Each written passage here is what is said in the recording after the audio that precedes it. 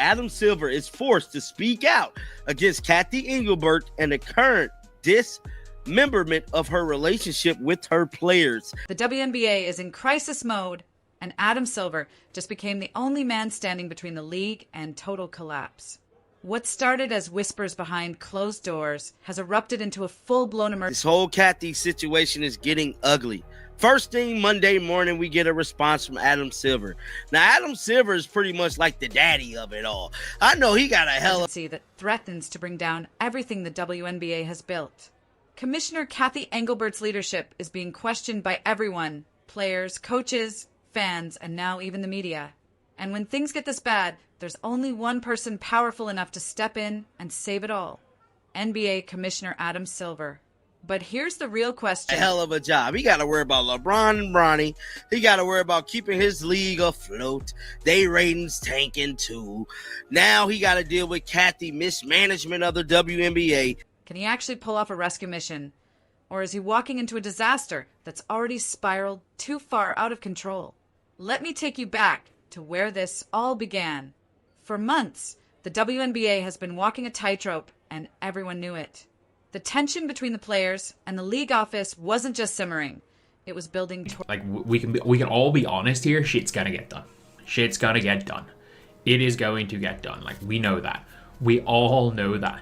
Which is something catastrophic. Then came the breaking point. A series of heated meetings between players and league executives ended in disaster. The players' union didn't just complain. They pulled the nuclear option.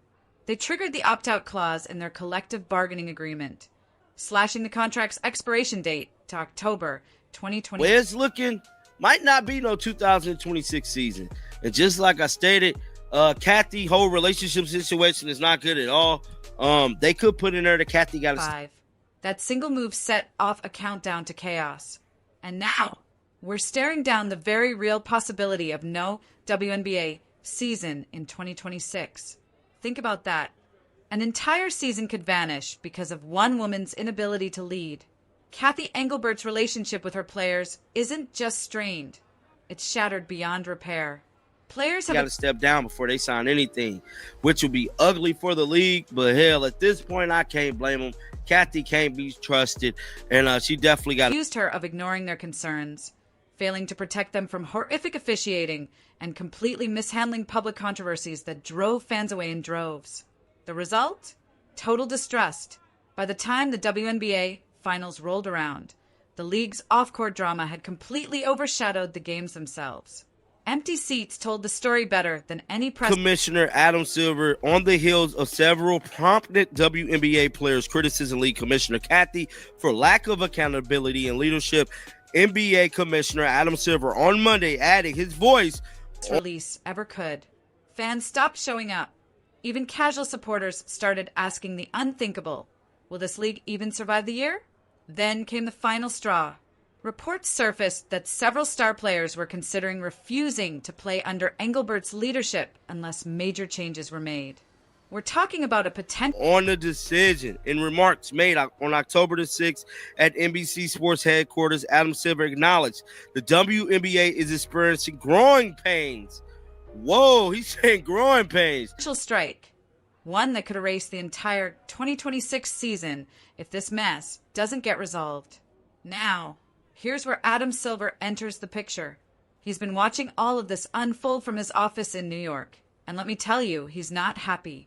As the head of the NBA, the organization that owns and financially supports the WNBA, he couldn't just sit back. This unprecedented popularity colliding with rampant player dissatisfaction just ahead of the expiration of its collective bargaining agreement at the end of the month.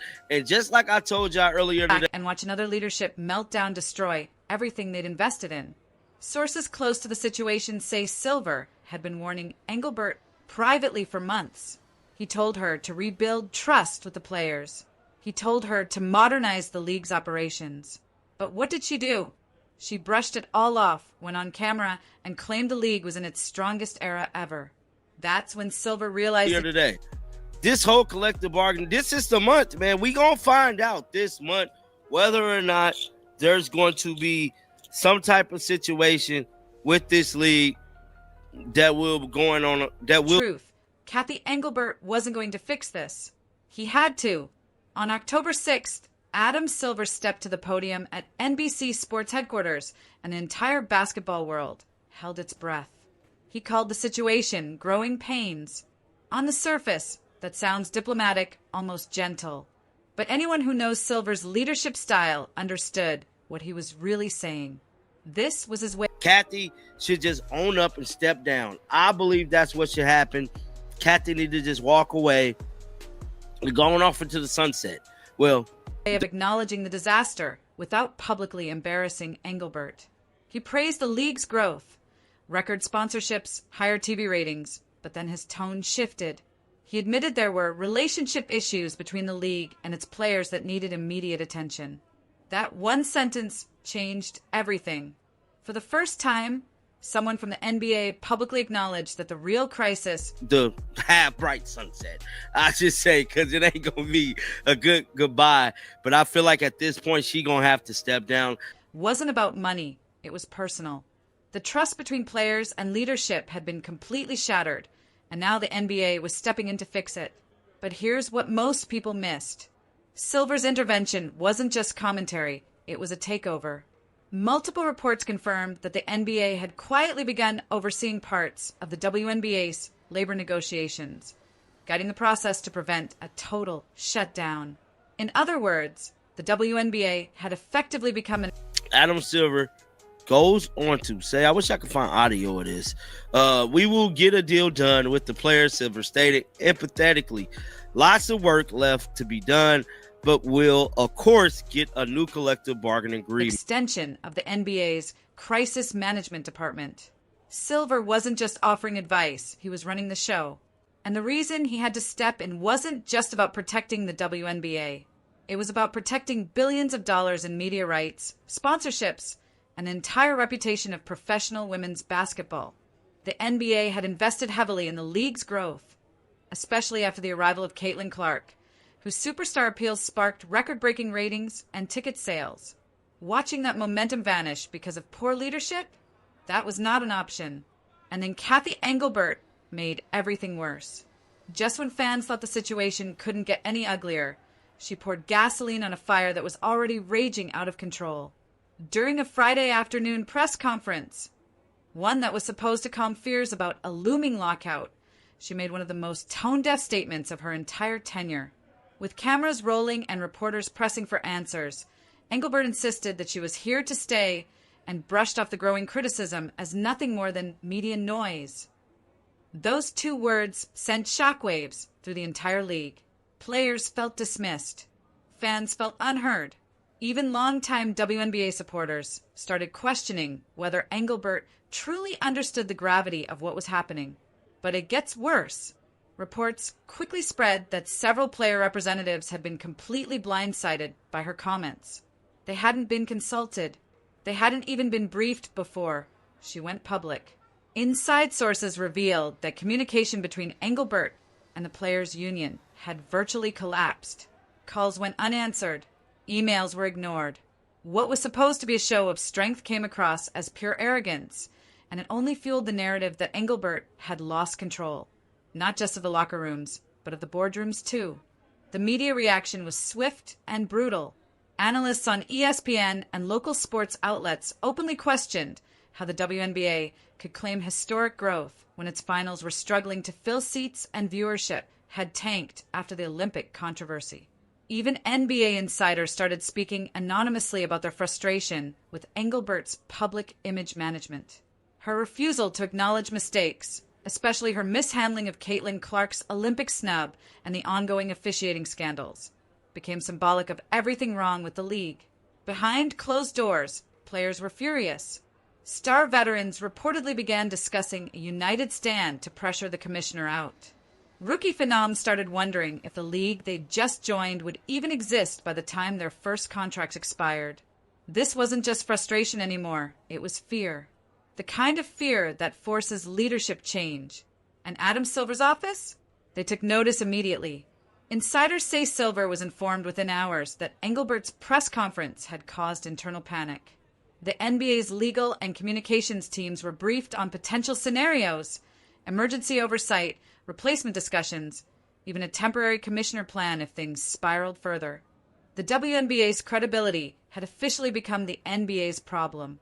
As the dust settled, another storm was quietly forming behind closed doors. The collective bargaining negotiations had turned from routine talks into an all-out battle for control. The WNBA Players Association was done waiting.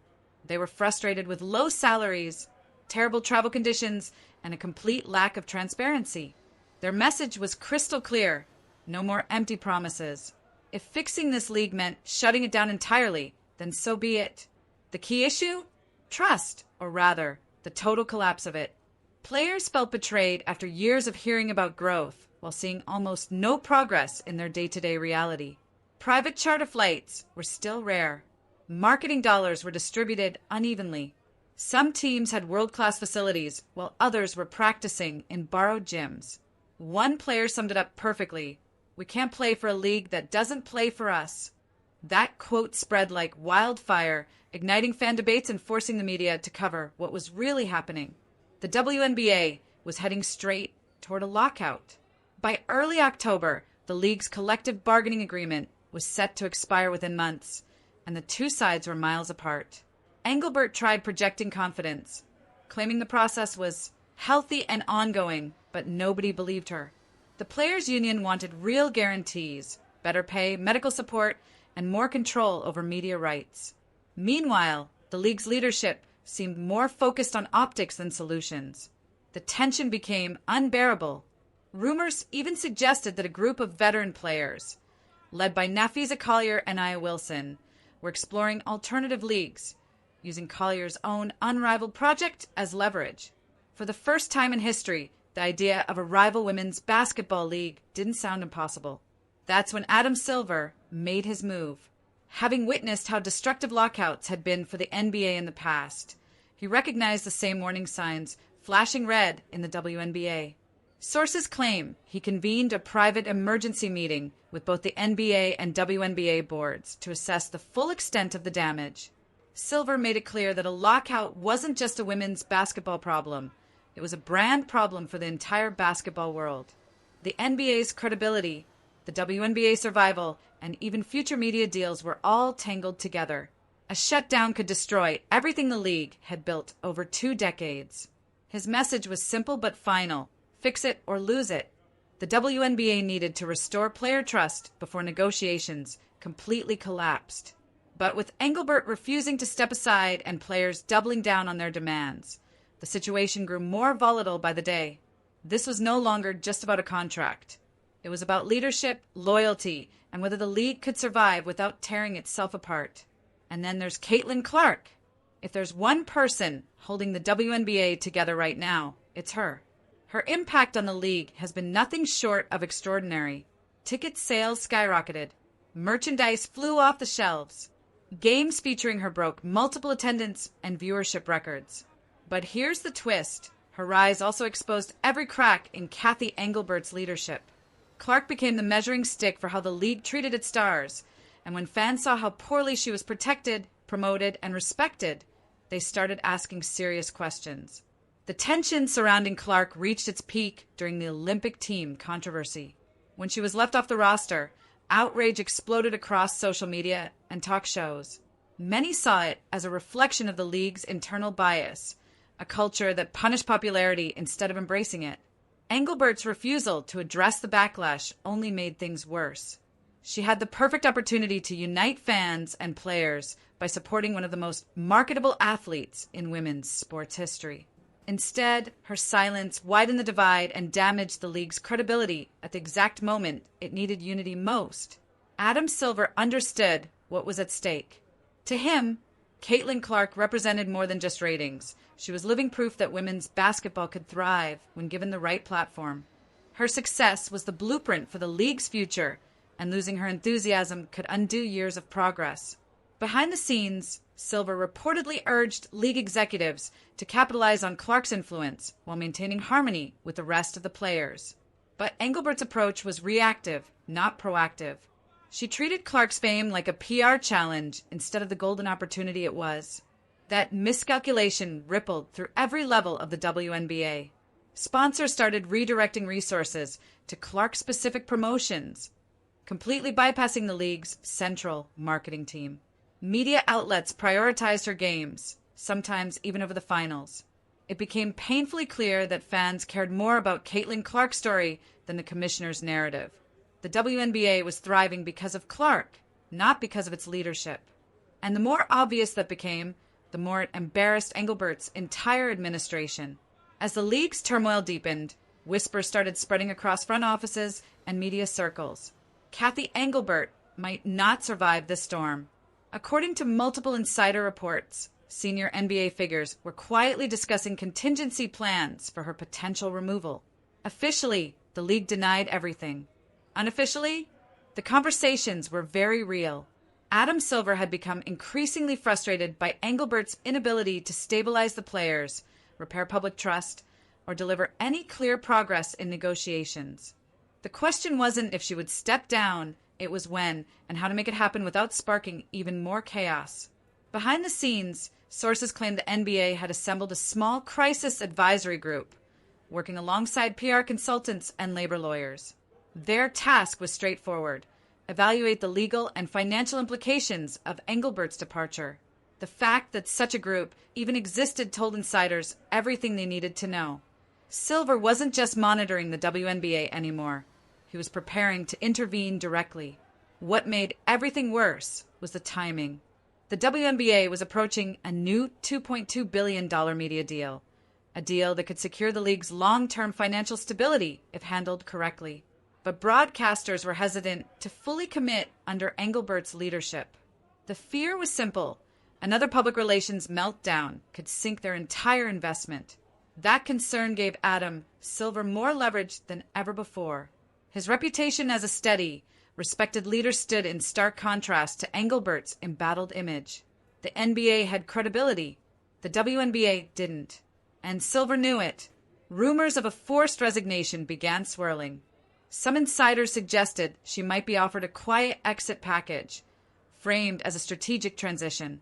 Others believed she'd be pressured into resigning once the new collective bargaining agreement was finalized. Either way, one thing was clear: the NBA was no longer willing to let her mistakes define the league's future. As October crept closer, the atmosphere around the WNBA grew darker with every passing day. The players' union had made their stance crystal clear: without genuine reform and accountability, there would be no deal. The collective bargaining agreement was set to expire on October 31st, 2025, Halloween. That date stopped feeling like a negotiation milestone and started feeling like a countdown to disaster. Behind the scenes, league officials described the mood as tense and unsteady. This wasn't about contracts anymore. It was about survival. Adam Silver knew exactly what a lockout could do. He'd seen the NBA's reputation take a massive hit during past shutdowns, and he understood that the WNBA, still in its fragile growth phase, might not recover from one. That's why he started holding closed-door sessions with major stakeholders, urging cooperation while quietly mapping out contingencies. The NBA's involvement was no longer optional. It was the only thing keeping the league from imploding. Silver's influence had become so overwhelming that insiders started referring to him as the Shadow Commissioner. Every public statement, every league update, every rumor now carried his fingerprints. Meanwhile, Kathy Engelbert was running out of allies. Her inner circle had shrunk. Communication with players was practically non-existent.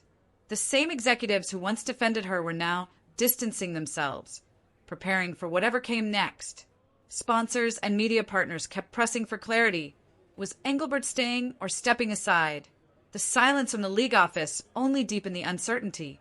To the public, it looked like a leadership vacuum. To those in the know, it was a power shift already underway. What made the Halloween deadline especially haunting was how symbolic it felt. Halloween, the night of masks, shadows, and revelations, had become the day of reckoning for a league haunted by its own mismanagement. Social media buzzed with speculation. Would the WNBA announce Engelbert's resignation? Would they extend the CBA under new oversight? Players kept their statements vague but telling, posting cryptic messages about change being overdue. Even Caitlin Clark, who had stayed mostly quiet throughout the crisis, subtly fueled the curiosity with a single comment. "We just want a league worth fighting for." By mid-October, it was clear that something major was coming. Either the WNBA would enter its next chapter with renewed strength under Silver's guidance, or it would plunge into the lockout everyone feared. Every negotiation session felt like the calm before a storm. Silver's team pushed for compromise while the players demanded transparency and leadership reform. One insider summed it up perfectly. It's not just about paychecks. It's about who's really in charge of women's basketball. As the Halloween deadline loomed, one truth echoed across both leagues. The WNBA survival now depended entirely on the man who never planned to run it, Adam Silver. And whether he liked it or not, saving the league might mean taking it over completely. The WNBA is teetering on the edge of its most critical moment, and one reality has become impossible to ignore. Adam Silver is no longer just watching from the sidelines. He's leading the rescue. What began as quiet frustration has turned into a full-scale intervention that's exposed everything wrong with Kathy Engelbert's leadership. The players have spoken. The fans have noticed. And now, the future of the league depends on decisions made in the coming weeks. A lockout could erase years of progress, but a new direction under Silver's steady hand might finally unlock the league's full potential. The question now isn't whether he can save the WNBA. It's whether he's willing to rebuild it from the ground up. Because if this Halloween deadline brings no resolution, the next headline won't be about panic or politics. It'll be about the league that couldn't save itself.